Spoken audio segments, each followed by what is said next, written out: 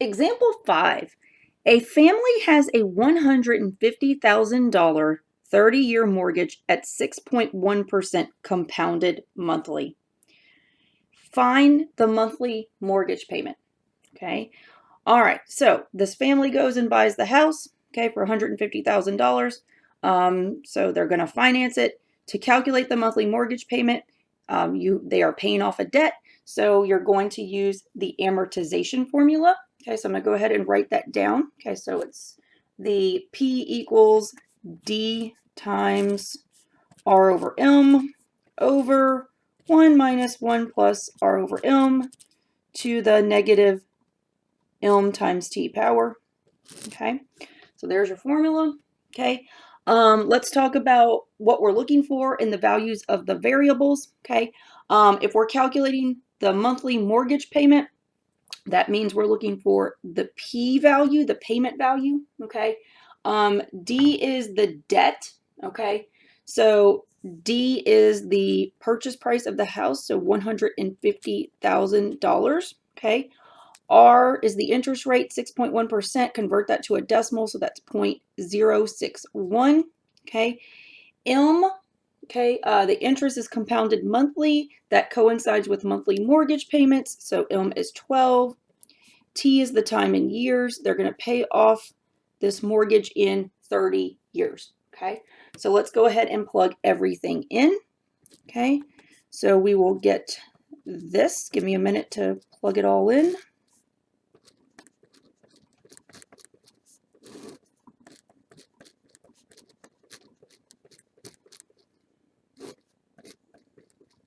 All right, so now all we have to do is pop this in the calculator, and that is going to give us the monthly mortgage payment for this family.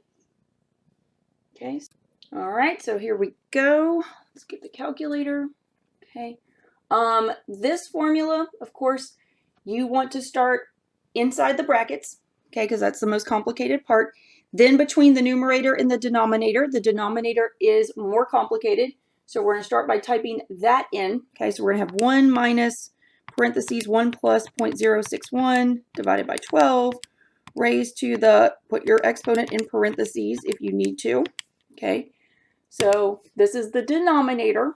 Okay, now we're going to come back and deal with the numerator. Okay, so I'm going to put the numerator in parentheses, so 0.061 divided by 12, close parentheses. I need to divide that by the denominator, okay, which we've already put in.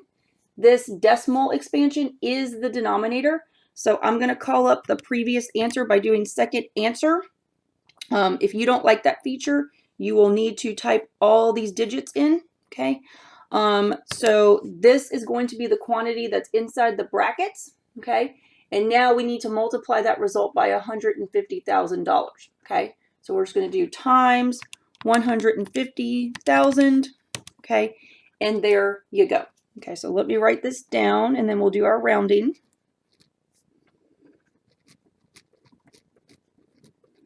All right, so the monthly mortgage payment for this family, okay, we've got 99 cents here. The number after is a 2, so we're going to keep it the same, not round up, okay? So the monthly mortgage payment is $908.99, okay? So keep in mind that this monthly mortgage payment, okay, if the family makes this payment every month for 30 years, they are going to pay off not only the $150,000 purchase price of the house, but also all the interest that is accrued on the unpaid balance. So your mortgage payment is taking care of both purchase price and the interest. You need to remember that, okay? This is a very, very useful formula. When I bought my house, I was able to calculate my mortgage payment before the bank even told me what it was, okay? You can use this on a car loan as well. I mean, it's very, very useful, okay? All right, let's look at part B. It says, what is the total amount the family will pay for the house over the life of the loan, okay? Well, it's definitely more than $150,000 because you have to pay the $150,000 plus any interest that accrues on the unpaid balance, okay? So all you have to do to figure this out is figure out how much you pay. Okay, so the family is going to pay $908.99 every month. So multiply by 12, okay, because that's how much they pay in 1 year. Okay, and they're doing this for 30 years. So multiply by 30, okay, and then all you got to do is pop that in the calculator, okay, and that is going to give you how much total they pay over the life of the loan. Okay, so here we go. I'm popping this in. Okay, that's a lot of money. Okay, considering the house is only $150,000. Okay, so let me go ahead and write this down. Okay, they end up paying a grand total of $327,236.40. Okay, a lot more than the $150,000. Okay. All right. Part C. How much interest will the family pay over the life of the loan? Okay. Well, all you have to do for this, okay, this is the total amount they're going to pay. Okay. We're going to subtract out the purchase price of the house, and the rest is interest. Okay. Sad, but true. All right. So the interest is going to be total amount paid, $327,236.40 minus the $150,000. Okay, so just go ahead and subtract that out. Okay, so $177,236.40 worth of interest, more than the house itself. Crazy. Okay, but this is truly how it works in the real world. Okay. All right, part D. Suppose instead the family must move after 10 years of mortgage payments. Find the unpaid balance on the home. Okay, so we did parts B and C, assuming that the family would live in the house for the full 30 years. Okay, part D is a little different. Okay, they're still going to make that monthly payment of $908.99. They still make that monthly payment, and they do so every month for 10 years, and then something happens, maybe like a job relocation, and they have to move and sell the house. Okay, you still have to pay off your loan if you sell your house. Okay, you have to pay off the unpaid balance. Okay, so this becomes an unpaid balance problem. Okay, they've made mortgage payments every month for 10 years. Okay, how much do they still owe on the house at this point in time? Okay, so it turns into an unpaid balance problem. We talked about that back in example 2. Okay, so if you flip back to your notes in example 2, we said that for an unpaid balance problem, you're going to want to use the present value of an annuity formula. Okay, so I'm going to go ahead and write this down. Okay, this is the formula you want to use for unpaid balance.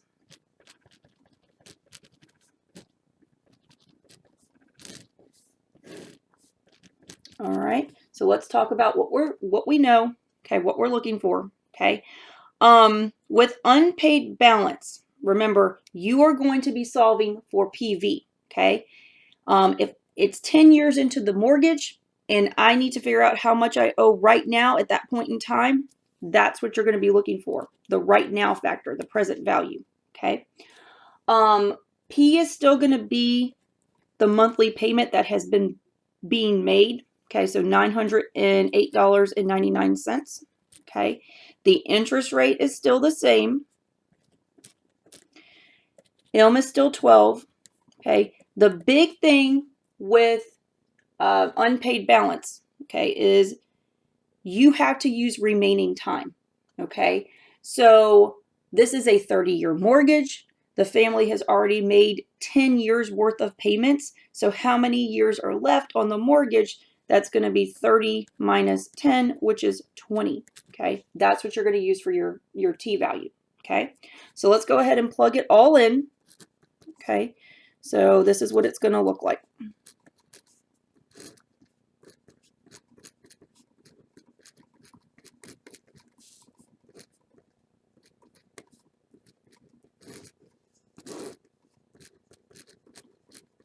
All right, so So this is what we need to put in the calculator. This is going to tell us how much this family would have to, pay the bank to settle their debt. Okay. All right. So let's look at this. Okay. Again, we're going to start inside the brackets. Okay. We're going to start in the numerator. Okay. So we've got 1 minus 1 plus 0.061 divided by 12. Okay. Raised to, in parentheses, negative 12 times 20. Okay. There's the numerator. Okay. So now we're going to divide this by the denominator. So we're going to hit division. Okay. Put the R over M in parentheses. Okay, that's going to give us the quantity that's in brackets. Okay, and now we need to multiply that by the payment. Okay, so we need to do times $908.99. Okay, and there you go. Okay, so let me write this down, and then we can talk about it. Okay, so let's round to the nearest cent. Okay, so they still owe at this point in time. Okay, remember we're talking about how much they still owe towards the principal, okay, towards the $150,000 purchase price. They still owe $125,861.92 if you round it to the nearest cent, okay?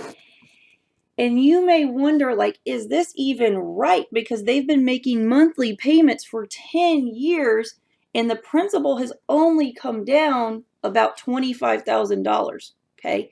This is correct. If you think about the amortization schedule we made for the washing machine, remember most of your, in the early parts of your loan, okay, let me dig this up. Let me see if I can dig up that schedule. In the early parts of your loan, okay, the money, like, most of the money is going towards your interest, okay? This was a very small amount that we financed, $584. But remember, you're always taking care of the interest first. So in the early years of a mortgage loan, okay, those early years, those early payments are mostly going towards the interest. Very little is allocated towards the principal. And then as you get closer to the end of the loan, okay, it kind of switches. More of the payment goes towards the principal and less towards the interest. So that's why 10 years into the loan, okay, the principal's only come down about has only come down about $25,000. Sad, but true, okay? So basically, if the family picked up and moved after 10 years, this is how much they have to pay the bank to pay off the loan, okay? You have to pay off your loan when you sell your house, okay? You have to, okay? All right, so that's the answer. That's how much they still owe against the $150,000, okay? I want to talk really quickly about an incorrect way of thinking about Part D, okay? You may have thought, honestly, I've seen people do this a lot. You may have thought, okay, well, the monthly payment is $908.99. That is made monthly, so multiply by 12. And if the family has made mortgage payments for 10 years, that means they still have 20 years to go. Okay, so multiply by 20, that's the number of years left. So you're basically taking your mortgage payment and multiplying by the number of payments left, okay? And if you did that, that's going to give you this number, okay? That's a lot bigger than what we just calculated, okay? So this would give you $218,157.60, okay? Why is this incorrect? Okay, again, all I did was take the mortgage payment and multiply by the remaining number of payments, okay? If they continued with this loan, they would be paying every month for 20 years, okay? So I would get this number, okay? Why is this incorrect? Well, if they have to move after 10 years, okay, they do not have to pay all the future interest that would come along over the next 20 years. they don't have to pay the interest on that amount anymore, okay? So they have to stop and pay only what is owed towards the principal, okay? If you do it this way, remember this mortgage payment is taking into account the $150,000 plus the interest, okay? So if you're doing it this way, you're actually still having them pay interest over the 20 years that were remaining on the loan, okay? But because they're selling the house and settling their debt, they don't have to pay interest on that, the future interest. They don't have to pay the future interest. So that's why you do not want to do it this way, okay? That's why you have to do it with the formula, because you're figuring out how much you still owe against the principal, and you won't be paying interest for that next 20-year period, okay? So I'm going to go ahead and scratch this out because this is not how you want to do it, okay? Anytime you have an unpaid balance problem, you've got to use the present value of an annuity formula, and you've got to solve for PV, okay? And you've got to use remaining time. So that's the correct way to do this, okay?